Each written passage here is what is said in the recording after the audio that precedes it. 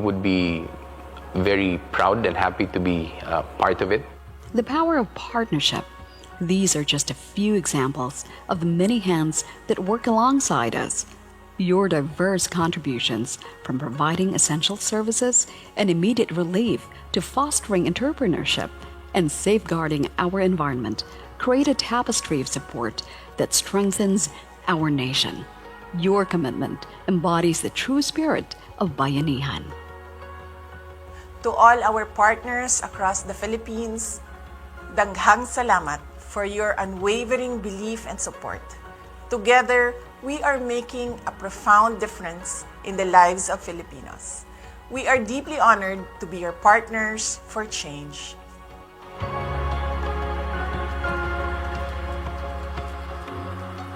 Having just seen the significant impact of our valued partners, we now continue with the presentation of the awardees and the reading of the description of the awards. To introduce the award recipients and read the citation, we are pleased to introduce Attorney Zulaika T. Lopez, Undersecretary and Chief of Staff of the OVP.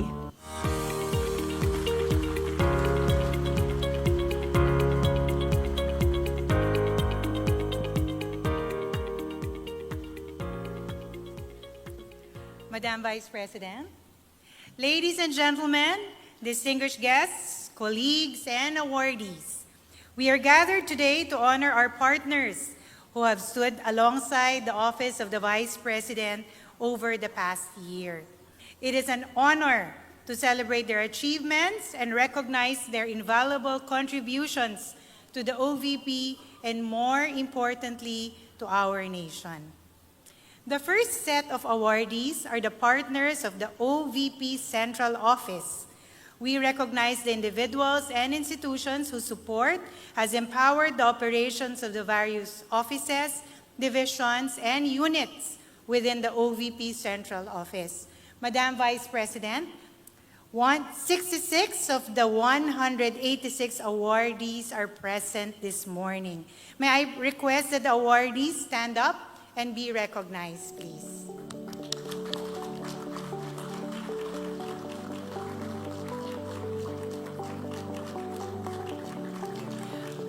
Maraming salamat. Please take your seats. The second set of awardees are the partners of the Mindanao-based satellite offices of the OVP in BARM and Dacaraga. We recognize the individuals and institutions whose support has empowered the operations of the OVP BARM Satellite Office and the OVP Caraga Satellite Office. Madam Vice President, 121 of the 165 awardees are here today. May I request that the awardees stand up and be recognized and from BARM.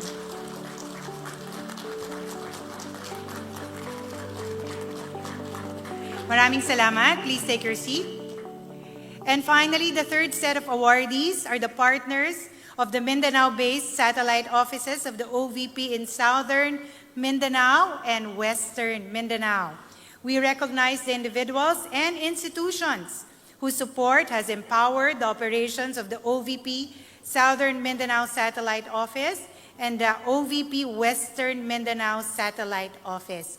Madam Vice President, we have 146 of the 200 awardees are present this morning. May I request that the awardees stand up and be recognized.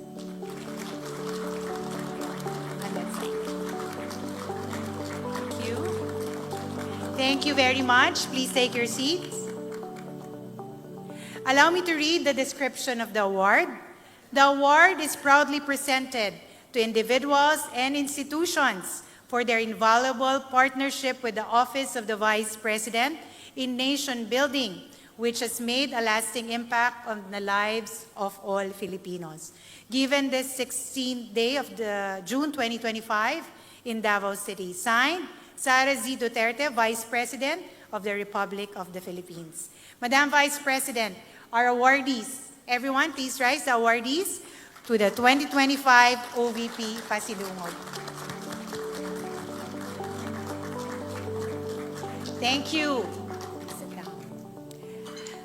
Despite all the challenges, the Office of the Vice President has consistently honored its mission to deliver efficient, accessible, and responsive public service for the good of all Filipinos. Today, we invite you to take a closer look at the milestones that we have achieved and the impact that we have made. Please join us, ladies and gentlemen, in witnessing our journey and the accomplishments of the OVP through this special audio-visual presentation.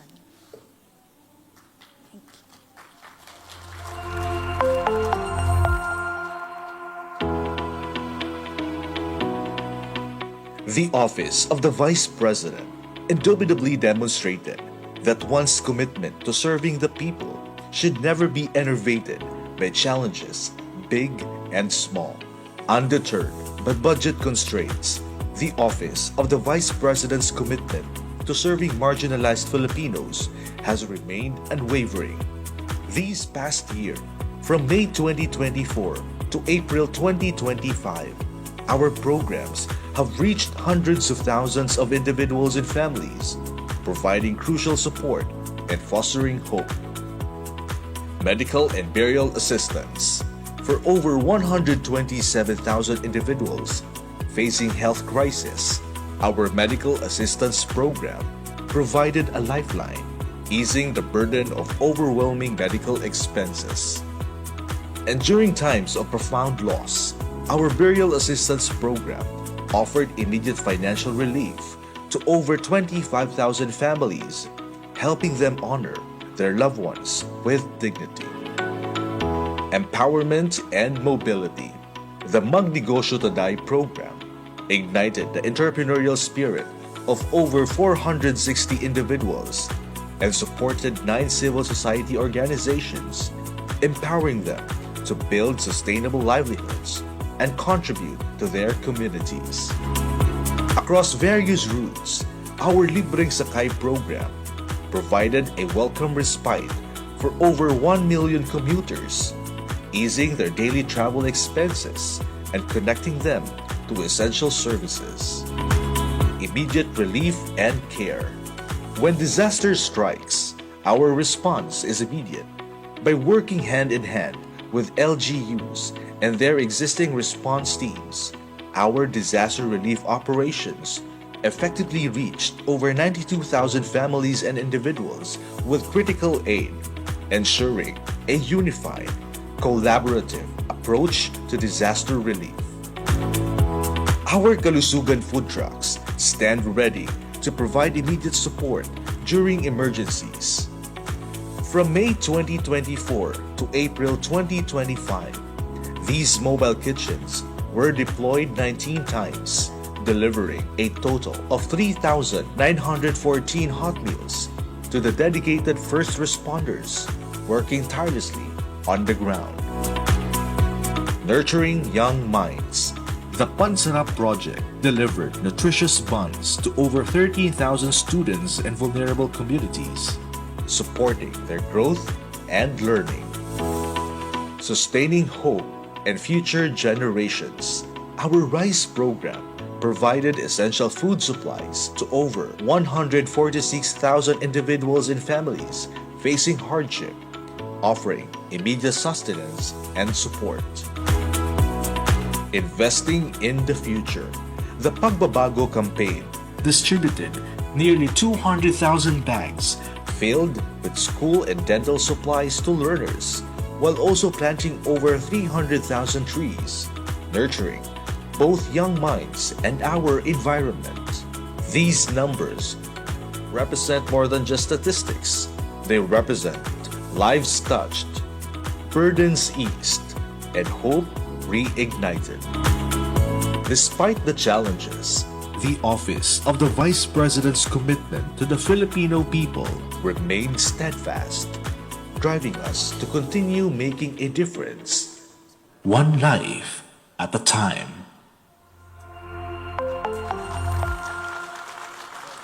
Ladies and gentlemen, to deliver her keynote message, let us all welcome the Vice President of the Republic of the Philippines, Honorable Sara Z. Duterte. Thank you. Please take your seats. Bago po ako magsimula ay gusto ko lang po parangalan at pasalamatan ang mga kasamahan ko sa tanggapan ng pangalawang Pangulo. My colleagues in the OVP, please stand around the room so that, yes, sino pa? I can thank you first before anyone else. Maraming salamat sa inyong dedikasyon at sa inyong pagmamahal sa ating bayan. Maraming salamat sa inyo. Mga kababayan, government agency partners, esteemed private sector allies, dedicated civil society workers, development stakeholders, good governance advocates, and all our friends nationwide. Madayaw, ug maayong adlaw kaninyong tanan. Magandang araw sa inyong lahat. Good day to everyone. Assalamualaikum warahmatullahi wabarakatuh. Unang-una, taos-puso po akong nagpapasalamat sa bawat isa sa inyo na naririto ngayon at sa lahat ng mga kasamahan, kasama, kaagapay at katuwang ng Office of the Vice President sa paglilingkod sa ating mga kababayan. Saksi ang tanan sa lisod nga kasinatian sa OVP sa milabay na mga bulan. Naging mas mapaghamon ang pagpapatakbo namin ng mga programa na ang pakay ay pagbibigay ng solusyon sa ilang mga pangunahing suliranin ng mga Pilipino. Ngunit ang mga batikos at sistematikong atake laban sa OVP ay hindi naging sapat para tayo ay humina, huminto at mabigo. The intention to weaken and frustrate us from serving the Filipinos failed. Patunay ang ating pagtitipon ngayon sa tagumpay na ng ating pagsisikap para sa mga Pilipino at minamahal nating bansa. Ang tagumpay na ito ay bunga ng inyong patuloy na paniniwala sa mahalagang misyon ng Office of the Vice President. Sa misyong ito ay natutupad natin ang mga proyekto at programang nagbibigay ng ginhawa sa buhay ng mga pamilya, babago sa mga komunidad, huhubog ng mga pangarap at magpapanday ng magandang kinabukasan. Nagawa natin ito ng may paninindigan bilang mga ahensya ng pamahalaan, pribadong kumpanya, samahang sibiko, mga lokal na pamahalaan at mga individual na may tungkulin, may malasakit at may pagmamahal sa bayan. Ang pasidungog natin sa taong ito ay nakatuon sa mga kwento ng pagbangon at pag-asa.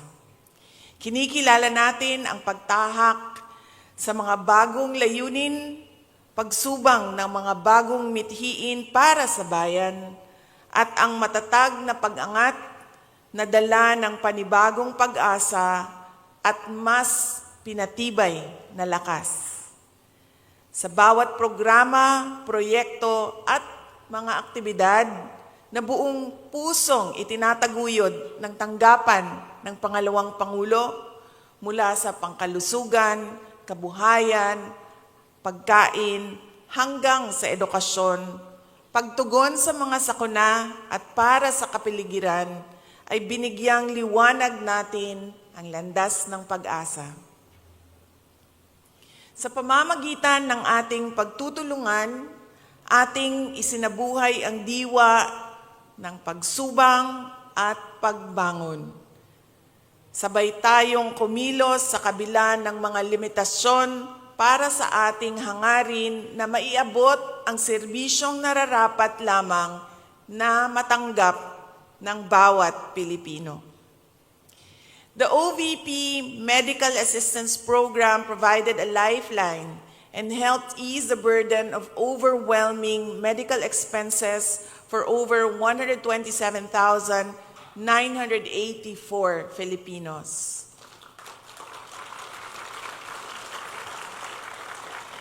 Baby Jairo and his mother Rubilin are living proof that this hope is real and within reach. In the quiet barangay of Uringao in Cabangcalan City, Negros Occidental, Baby Jairo, a 3-year-old boy, has been braving a battle no child should ever face: leukemia. For every chemotherapy session, his family had to endure a grueling 2-hour journey to the Bacolod city, holding on to hope with every mile. It was his mother, Rubilin, who reached out to the OVP Panay and Negros Islands satellite office for help. And with the swift response of our colleagues, help came for the family. Baby Jairo received the medical assistance he needed.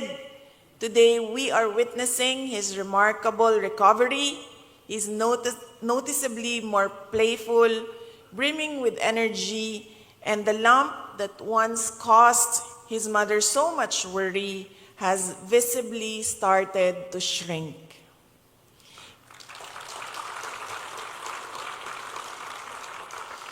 Isa lamang si Baby Jairo sa libo-libong Pilipinong naabot ng ating programa sa pamamagitan ng ating mga satellite offices. Ang ating mga SOs, kung tawagin, ay nagbibigay daan upang mas mapalawak at mapaabot natin ang mga Pilipinong nangangailangan ng tulong. Nagpapasalamat din kami sa ating mga katuwang na ospital, butika, at iba pang tagapagbigay ng serbisyong panlipunan sa tagumpay ng ating programa. In Cotabato City, we continue to uplift the Moro community through our OVP BARM Satellite Office. Our Janaza Kit program consists of various supplies necessary for Islamic funeral rites such as cotton, white cloth, and cleaning supplies such as soap, gloves, and more. We were able to provide 50 kits in 2024 and 21 more in the first quarter of 2025 to bereaved Muslim families. Sa panahon ng matinding dalamhati, ang ating Burial Assistance Program ay nagbigay ng agarang tulong pinansyal sa 25,495 na pamilyang Pilipino. Alam namin na importante para sa atin ang magbigyang galang at marangal tayong makapagpaalam sa ating mga mahal sa buhay. Meanwhile, the Magnegosyo Taday program has blossomed into a transformative initiative that made a meaningful impact on 463 individual beneficiaries and 9 organizations, reaching a combined total of 1,003 individuals with entrepreneurial dreams. Mula sa isang simpleng pangarap, gayon ay isa ng matagumpay na agripreneur si Margie mula sa Barangay Buyuan, Legazpi City. Dahil sa ating MTD program na ibinahagi ng ating OVP Bicol Satellite Office, pinasok ni Margie ang pagtatanim ng lettuce.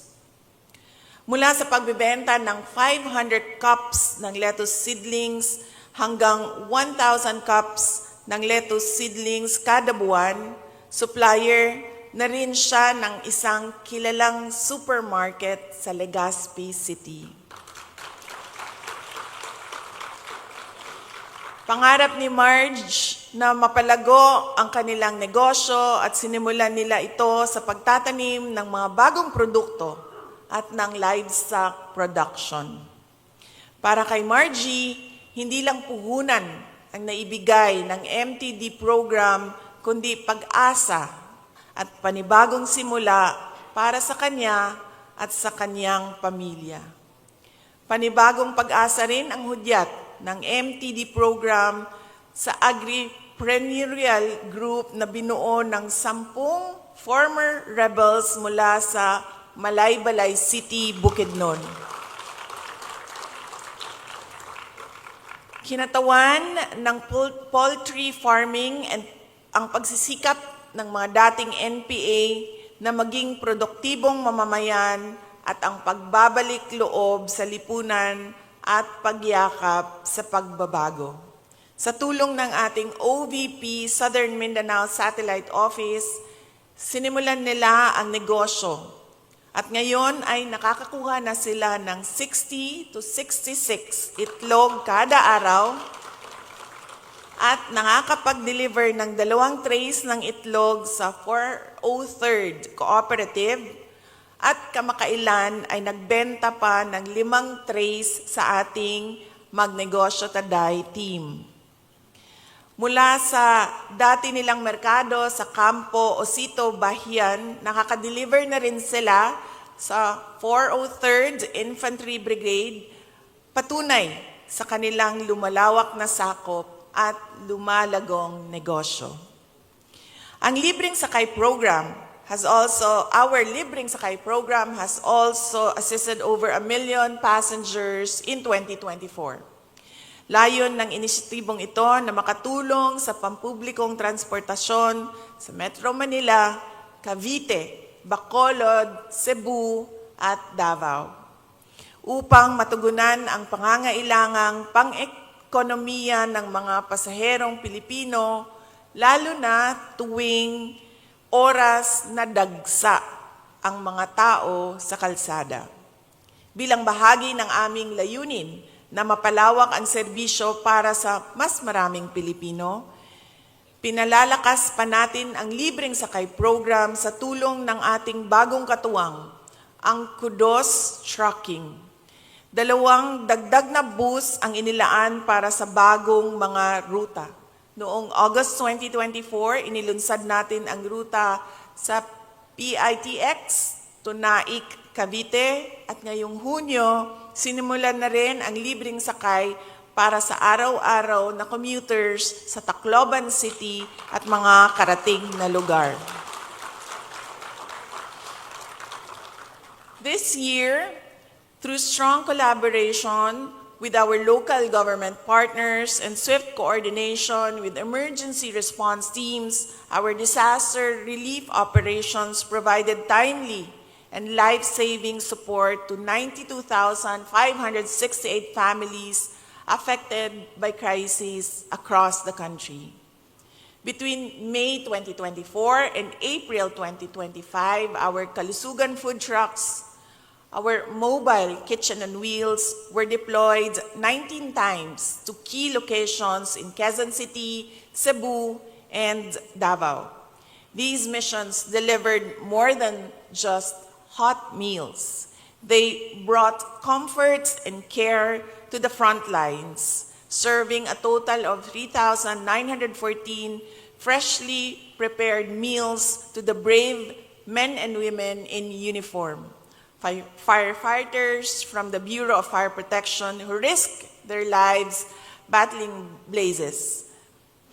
Police officers from the Philippine Hindi, ayaw ko sabihin kasi PNP ito si Tori. Police officers from the Philippine National Police.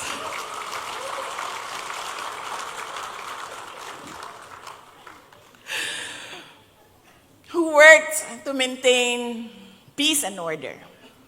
Soldiers from the armed forces of the Philippines who faced danger to protect the nation, and volunteers from various humanitarian groups who tirelessly extend relief and hope. Each meal was a small token of gratitude from the Office of the Vice President for their unwavering courage, sacrifice, and dedication to keep our communities safe, even in the darkest of times. bilang pagtugon sa pangangailangang labanan ng gutom at alagaan ang kapakanan ng bawat Pilipino, namahagi ang ating opisina ng tulong sa pamamagitan ng pamimigay ng food bags sa mahigit 146,000 beneficiaries sa ilalim ng Relief of Individuals and Indigents in Crisis and Emergencies Program. Ang bawat bag ay naglalaman ng bigas, delata at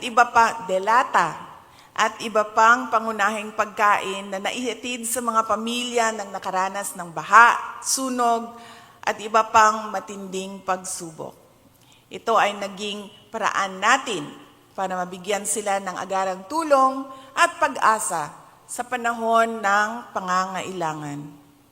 This year, our Pansarap project also delivered nutritious buns to over 13,000 students in vulnerable communities, supporting their growth and learning. Bilang isang ina, naiintindihan kong ang kalusugan at edukasyon ng ating mga anak ang ating pangunahing prioridad. Kung kaya't layunin namin sa OVP na matulungan natin ang mga batang matamlay sa klase dahil sa malnutrisyon o kawalan ng sapat na sustansya. Hangad naming maging katuwang ng mga magulang at pagpapalaki ng malulusog, matatalino at masisiglang kabataan.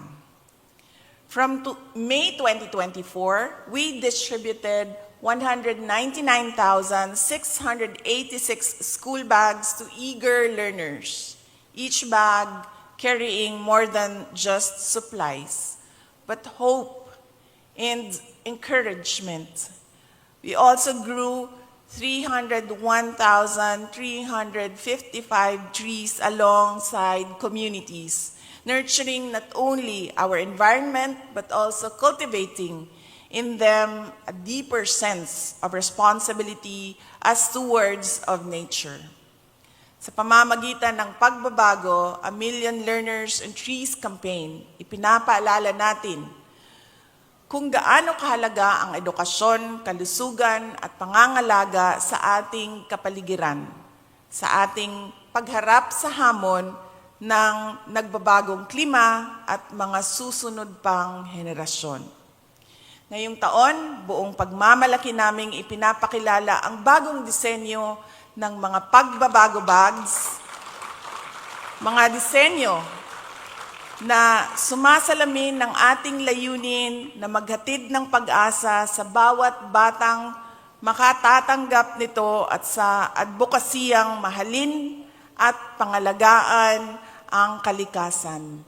Ang ating bagong disenyo ay hango sa prequel ng libro na Isang Kaibigan na hanggang ngayon ay hindi pa po nasusulat. Nauna na lang po yung bag.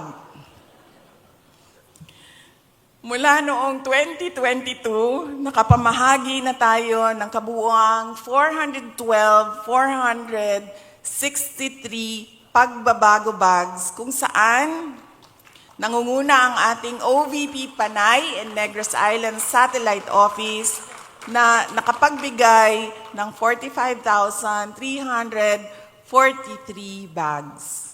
Kaugnay nito, ikinagagalak ko ring ibahagi na sa ilalim ng ating tree planting program, nakapagtanim na tayo ng 867,294 na punong kahoy simula noong 2023.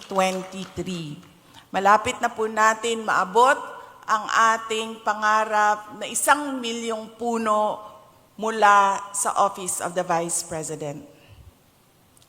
Nangunguna rito ang OVP Central Office na nakapagtanim ng 257,200 na mga puno. Kaunting hakbang na lamang at mararating na natin ang ating layunin na makapagtanim ng 1 milyong puno para sa kapakanan ng kalikasan at sa mga susunod pang henerasyon. Sa layuning mabigyan ng pagkakataon ang mga kabataan na maranasan ang mga tungkulin at responsibilidad ng isang pangalawang Pangulo, inilunsad din natin ang You Can Be VP program. Nitong nakalipas na taon, kasama ko sa Malaysia si Elise, isang mag-aaral mula sa Pampanga at isa sa 5 napiling kabataan sa buong bansa na naging bahagi nitong ating programa. Magkasama kaming dumalo sa isang mahalagang aktibidad na inilunsad ng Southeast Asian Ministers of Education Organization Council o SIMEO. Ikinagagalak kong ibahagi na nakapagtapos na ng senior high school si Elise with honors mula sa Santa Cruz Integrated High School ng Lubao, Pampanga.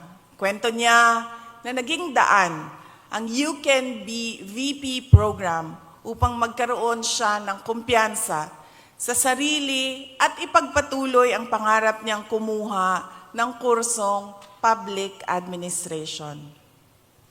Kasama ko rin noong nakaraang Marso ay si Shara May, na ngayon ay isang upcoming grade 10 student mula sa Las Navas National High School sa Northern Samar, sa aking opisyal na pagbisita sa Cambodia. Una ko siyang nakilala noong binisita natin ang kanilang paaralan noong nakaraang taon. At ngayon, bilang ika-5 kalahok ng ating programa, naging bahagi siya ng mga mahalagang pagpupulong, pagbisita sa mga paaralan, at pakikipag-ugnayan sa mga leader ng Filipino community sa Cambodia. Sa kakalipas lamang na taon, pinarangalan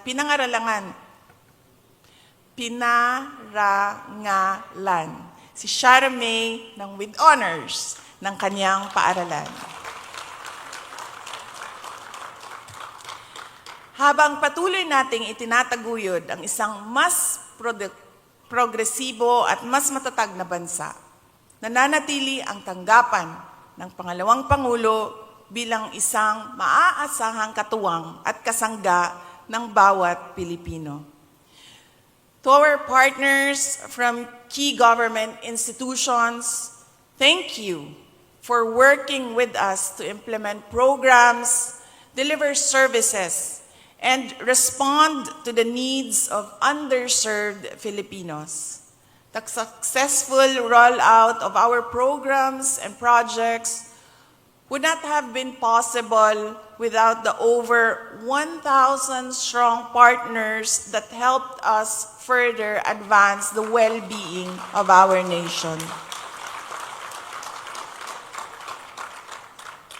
Sa pamamagitan ng pinag-isang pagsisikap ng mga ahensya ng gobyerno, pribadong sektor, at mga organisasyong pangsibiko, ay makakamit natin ang ating mithiin na maibsan ang paghihirap ng kapwa nating Pilipino. Sa kabila ng mga limitasyong pinansyal, balakid, at pagsubok, patuloy nating pagtibayin at palawakin ang mga ugnayang ito tungo sa pagbuo ng bayan na may iisang adhikaing makatulong at makapagbigay suporta, lalong-lalo na sa mga kapos at nangangailangan. Sa loob ng 3 taon bilang Vice President, ako ay lubos na nagpapasalamat sa inyong patuloy na pakikipagtulungan para sa pagsasakatuparan ng ating mga mithiin para sa ating bayan. Kagaya ng araw na walang sawang sumusubang tuwing umaga, salamat sa inyong di natitinag na tiwala at pagsuporta para sa patuloy nating pagbangon upang maglingkod sa bayan. Unahin natin ang bansa kesa sa pansariling interes. Mangako tayo na ilalaan lamang natin ang ating puso at gawa para sa tunay na ikabubuti ng sambayanan. Ngayong taon, inaanyayahan ko kayong mas mahalin pa natin ang Pilipinas.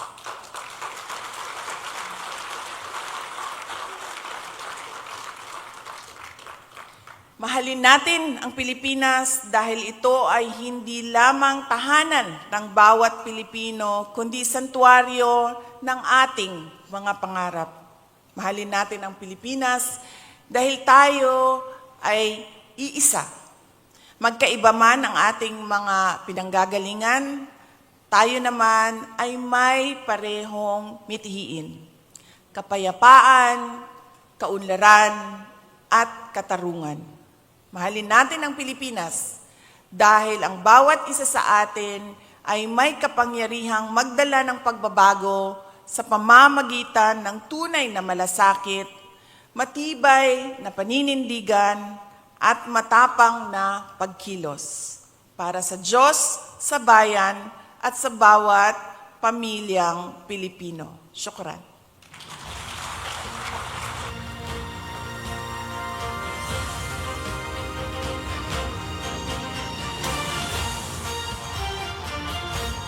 Thank you, Madam Vice President, for your inspiring message.